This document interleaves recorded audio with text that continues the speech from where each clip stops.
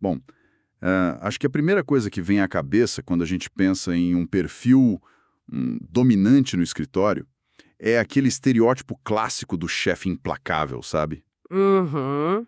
Aquela figura corporativa que, tipo, bate na mesa e exige resultados pra ontem, né? Exatamente isso. Mas e se a ciência provar que isso não é apenas um defeito de caráter ou, sei lá, uma desculpa para mau comportamento? Pois é. Se for um mecanismo complexo de sobrevivência projetado por uma teoria psicológica lá de 1928. Bom, sejam bem-vindos à nossa análise profunda das fontes de hoje. E olha, a quantidade de material que temos para cruzar hoje é formidável. Tem pilhas de relatórios de validação psicométrica, textos históricos bem densos de psicologia organizacional. Guias cirúrgicos de resolução de conflitos corporativos. Sim, exatamente. É muito dado para digerir. E é bem por isso que a gente precisa estabelecer uma regra de ouro para a nossa análise de hoje, para não perder o foco. Faz todo sentido. A avaliação comportamental DISC, da qual todos esses dados derivam, ela mapeia 4 traços distintos de comportamento humano, né? Mas hoje nós vamos simplesmente ignorar 3 deles. Isso mesmo, a gente vai deixar os outros de lado. A nossa missão aqui é muito singular. Nós vamos dissecar, validar e tentar compreender exclusivamente o perfil dominante, que é o famoso D. E o objetivo é destrinchar o que de fato move essa mente, né? Como ela opera sob pressão e, bom, o mais importante, qual é a ciência real por trás de gerenciar esse estilo que é tão intenso na vida real? Certo. Porque essa delimitação é muito necessária. O perfil dominante é frequentemente o mais incompreendido de todos os 4. Fica muito fácil rotular a assertividade pura como a agressão, sabe? Com certeza. Só que quando a gente começa a cruzar os dados, fica claro que a dominância não tem a ver com raiva. É sobre uma arquitetura psicológica focada, quase que inteiramente na superação de barreiras. Certo. Então vamos desempacotar isso desde a base teórica. Porque, para entender a atitude de alguém com perfil dominante esmagando um prazo numa sala de reunião hoje, a gente não pode olhar só para essas planilhas modernas. Não mesmo. A gente precisa voltar lá para o ponto de origem, né? Precisamos entender o motor teórico que criou essa definição, há quase um século. Tudo isso se origina com um psicólogo de Harvard, William Moulton Marston. Ele lançou um livro seminal chamado Emoções de Pessoas Normais. Esse título já entrega a grande ruptura, né? Totalmente. Porque a psicologia dos anos 20 estava, obcecada com a patologia, com o que estava quebrado ou doente na mente humana. E o Marston, ele decidiu mapear como as emoções funcionam em pessoas comuns no dia a dia. E ele estruturou o modelo dele observando 2 eixos perceptivos. Tá, e quais são esses eixos? Bom, o primeiro eixo é como o indivíduo enxerga o ambiente ao redor dele. E o segundo é como ele avalia o próprio poder em relação a esse mesmo ambiente. Então, no fim das contas, tudo se resume a um cálculo interno de forças. Isso. É tipo como a mente pesa o cenário versus a própria capacidade de lidar com aquilo. O mecanismo é exatamente esse. E o perfil dominante nasce de uma combinação muito, mas muito específica desse cálculo. O D surge quando a mente percebe um ambiente como hostil. Ou desafiador, cheio de atritos. Exato, só que simultaneamente essa mesma mente percebe a si própria como sendo mais forte, mais poderosa do que essa hostilidade toda do ambiente. Caramba! É uma confiança inabalável de que a vitória é possível. Independentemente da força da oposição. Na verdade, vai um pouco além da confiança, sabe? É uma necessidade quase visceral de ação. Porque se a percepção é de que o ambiente está impondo resistência, mas o indivíduo se vê com um poder superior... A resposta neuropsicológica natural não é a fuga. De jeito nenhum. É o uso ativo da força e da vontade para dobrar esse ambiente aos próprios termos dele. O foco passa a ser puramente vencer o obstáculo e moldar a situação. Sabe, eu gosto de pensar nisso usando uma analogia tática. Conta aí. Imagina um capitão de navio navegando em mar aberto que, de repente, avista uma tempestade terrível se formando no horizonte. Escura, pesada. Cenário clássico de tensão. Pois é. O senso comum diria, para ancorar e esperar o tempo melhorar, né? Ou talvez alterar a rota e contornar a tormenta em segurança. Que seria a reação natural da maioria das pessoas. Sim, mas o capitão com o perfil dominante não pensa assim. Ele agarra o leme com força, manda acelerar os motores e corta as ondas de frente, sabe? Indo direto para o meio da tempestade. E ele faz isso porque a configuração mental dele dita que o barco é inquestionavelmente mais forte que o mar. Nossa, essa é uma excelente forma de ilustrar. A tempestade não é um sinal de parada para ele, é um teste de força. Sim, a tempestade representa exatamente o ambiente hostil do Marston, e a decisão de acelerar os motores é o tal do uso ativo da força. O obstáculo, por mais irônico que pareça, é o que alimenta o motor. E a relevância disso no nosso ecossistema de trabalho moderno é, assim, brutal. E entender essa premissa muda tudo para quem está ouvindo e vivendo isso. Com certeza. Ajuda a explicar muita coisa do dia a dia corporativo. Tipo, por que aquele diretor de vendas nunca recua quando um cliente cancela um grande contrato? Ou por que um gestor de projeto dobra a aposta quando o orçamento é cortado pela metade? Porque eles foram literalmente configurados para ver a resistência como algo que precisa ser quebrado. No momento em que alguma coisa dá errado, a mente deles entra em velocidade de cruzeiro. O que nos leva à forma como essa teoria abstrata acaba se cristalizando em comportamentos diários, né? Sim. Quando a gente analisa os relatórios de observação empírica presentes nas fontes, a gente vê que as prioridades do estilo D são quase que militarmente focadas. O ritmo é invariavelmente acelerado. Muito acelerado, a tomada de decisão é rápida, muitas vezes baseada puramente em instinto e naquela visão geral, sabe? A chamada big picture. Eles detestam o microgerenciamento. Ah, imagino. Porque isso soa como uma barreira à eficiência, né? Exatamente isso. Mas olha, vamos ser honestos aqui. Essa franqueza toda tem um custo relacional altíssimo. Tem, sem dúvida. Aquele foco absoluto nos resultados frequentemente faz com que eles sejam percebidos como rudes, céticos ou até tiranos por pessoas com perfis mais voltados para o relacionamento humano, né? Eles não costumam, adoçar as palavras. Os dados confirmam que a paciência realmente não é o forte do perfil natural D. Mas é fundamental notar que as fontes destrincham o perfil dominante em subcategorias. Ah, não é todo mundo igual, então. Não existe uma massa homogênea de chefes tiranos. O cruzamento das características cria padrões clássicos que são muito distintos. Por exemplo, os relatórios detalham o padrão do desenvolvedor. O que seria o desenvolvedor? Esse é o alto D quase puro. O foco é uma independência feroz e o controle absoluto da operação. Eles não precisam de plateia de jeito nenhum, eles só precisam de resultados. É o trator que abre caminho na floresta sozinho. Isso, o trator. Mas, por outro lado, compara isso com o padrão do avaliador, ou assessor. Que é uma mistura, certo? Sim, é uma mistura bem forte de dominância com a influência, o D com o I. O motor principal ali ainda é superar as resistências e bater a meta. Mas, em vez de usar só força bruta e dar ordens diretas, esse perfil usa persuasão. Ah, interessante. Eles têm meio que um charme agressivo, sabe? Eles explicam a visão de forma convincente e engajam as pessoas. Embora, claro, lá nos bastidores o objetivo continue sendo o ganha-perde e o domínio total da situação. É tipo o diplomata que carrega uma marreta escondida atrás das costas. Perfeito, é bem por aí. E as fontes também mencionam aquelas combinações mais analíticas, né?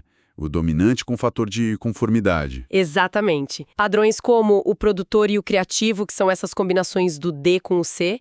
E olha, essa é uma arquitetura mental formidável. Por quê? Porque ela une a necessidade de ação rápida do dominante com a exigência por precisão e lógica do perfil conforme. Eles são independentes, eles desafiam o status quo, mas não fazem isso só por impulso. Eles trazem argumentos lógicos muito pesados. E qual o perigo dessa combinação? O perigo é que eles podem ser altamente críticos e de convivência bem difícil, sabe? Eles esperam que os outros entreguem resultados de forma super rápida, mas também matematicamente perfeita. Se tem falha, a crítica não vem com nenhum filtro emocional. Bom, então o que tudo isso significa? Porque eu preciso botar o pé no freio e levantar um questionamento crítico aqui. Lendo todas essas descrições fascinantes sobre tratores, diplomatas agressivos e mentes lógicas em pacientes, Tô te ouvindo. tudo isso soa perfeitamente moldado para, sei lá, justificar atitudes bem questionáveis no escritório. Aham, é um ponto válido. A ciência psicométrica realmente comprova que a gente está lidando com um traço de personalidade estruturado e que é observável de forma consistente? Ou, tipo, tudo isso é apenas um horóscopo corporativo super sofisticado para passar pano para líderes que não sabem tratar as equipes com o mínimo de civilidade? Olha, essa é a dúvida central que separa a ciência comportamental da pseudociência. Mas o fascinante aqui é que os relatórios de validação técnica que a gente tem nas fontes não deixam muita margem para esse ceticismo, não. Não. Não. A psicometria comprova que a dominância não é uma invenção do marketing comercial. É um agrupamento estatístico, denso e muito real. E como é que se prova isso matematicamente falando? Através de correlações com instrumentos clínicos que já são bem estabelecidos. Por exemplo, um fator D do DISC foi submetido a testes extremamente rigorosos contra o questionário 16PF, que é um dos inventários de personalidade mais robustos, revisados e respeitados na academia psicológica no mundo todo. Certo. E a correlação que eles encontraram entre a escala de dominância desse 16PF e a escala D da ferramenta do DISC foi de 0,62. 0,62, tá? Mas para quem não respira estatística acadêmica todo santo dia, o que esse número quer dizer na prática? Bom, na psicometria, essa é uma correlação incrivelmente forte e positiva. Significa que não é só coincidência. Quem pontua como dominante no teste rigoroso da academia, inevitavelmente pontua alto no DISC. Faz sentido. Mas a verdadeira prova de fogo está nas análises de escalonamento multidimensional, que a gente chama de MDS. Ah, o famoso mapa de dados espaciais. Esse mesmo. Imagina que o algoritmo pega as respostas de, milhares de pessoas no mundo inteiro sobre centenas de comportamentos do dia a dia e joga tudo isso num mapa tridimensional. Sem nenhuma pessoa interferindo ou categorizando. Exatamente, sem interferência humana. O que o computador faz sozinho é aproximar atitudes que costumam aparecer juntas na vida real. E sabe o que o MDS revela? O quê? Ele mostra que as respostas ligadas a quem tem o perfil D se agrupam densamente em um quadrante que é muito claro e totalmente separado dos demais. E esse agrupamento é focado no que exatamente? No eixo que cruza comportamentos ativos com comportamentos questionadores. Não tem espalhamento aleatório ali. É um traço genuíno de quem prioriza ações como estabelecer altas expectativas, assumir a responsabilidade final e agir com ceticismo em relação a regras que já estão estabelecidas. Entendi.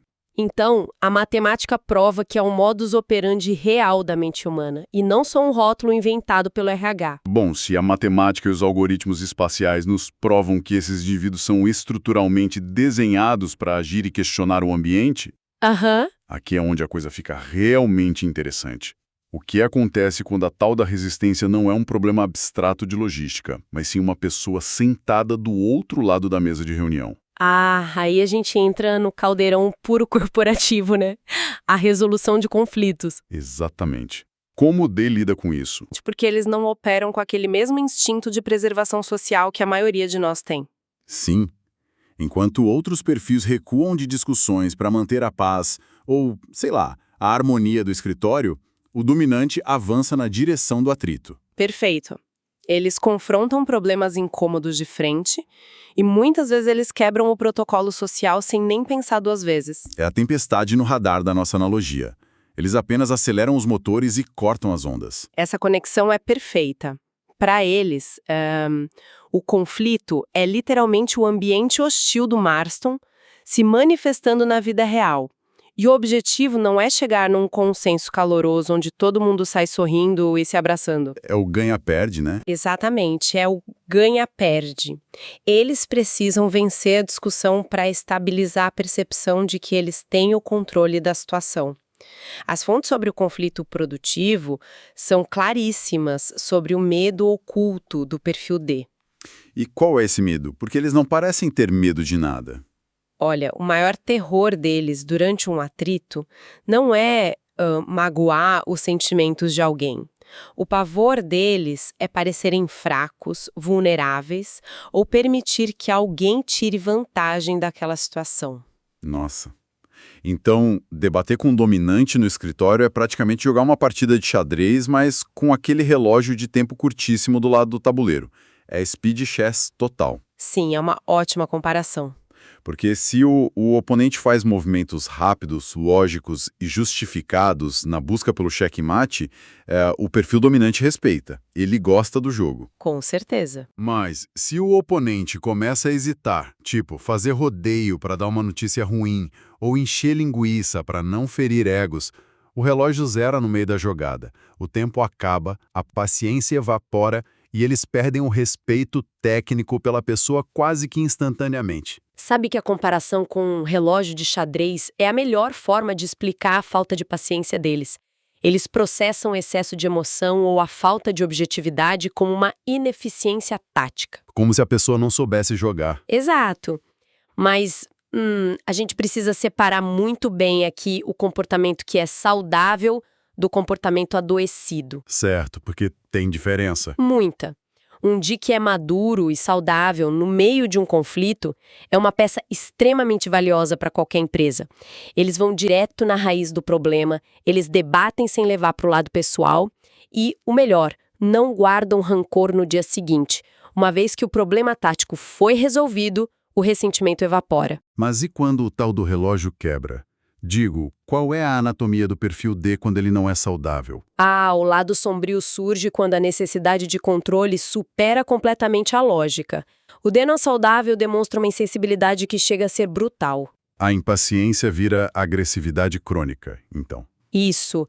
Em vez de focar naquele ganha-perde focado no projeto, eles começam a criar situações ativamente onde o outro lado precisa ser humilhado ou silenciado só para que eles sintam que venceram. Você vê uma recusa absoluta em ceder ou em considerar outras opiniões. E rola muito o uso da posição de poder para esmagar opiniões divergentes, mesmo quando, a matemática prova que eles estão errados. Com base nos manuais práticos que a gente tem nas fontes de hoje, como um profissional que não tem esse perfil natural lida com essa parede de tijolos? Quais são as estratégias reais de sobrevivência e negociação? Olha, as fontes dão regras muito claras.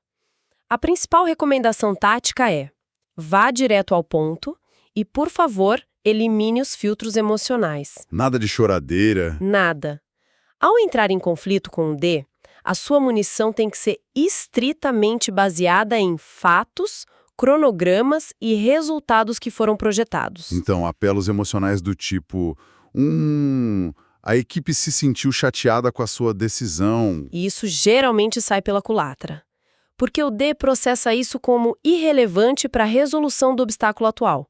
A orientação é comprar briga na ideia, bater de frente com fatos, mas nunca elevar a carga dramática da discussão. Entendi. É fazer o seu movimento num tabuleiro, aceitar a perda do peão e continuar jogando frio. Bem isso. E quanto àquela questão de ceder espaço, como é que se faz isso com eles? Custo. Porque se a argumentação vira um braço de ferro de autoridade. O ambiente se torna hostil para eles e o instinto dominante assume o controle total.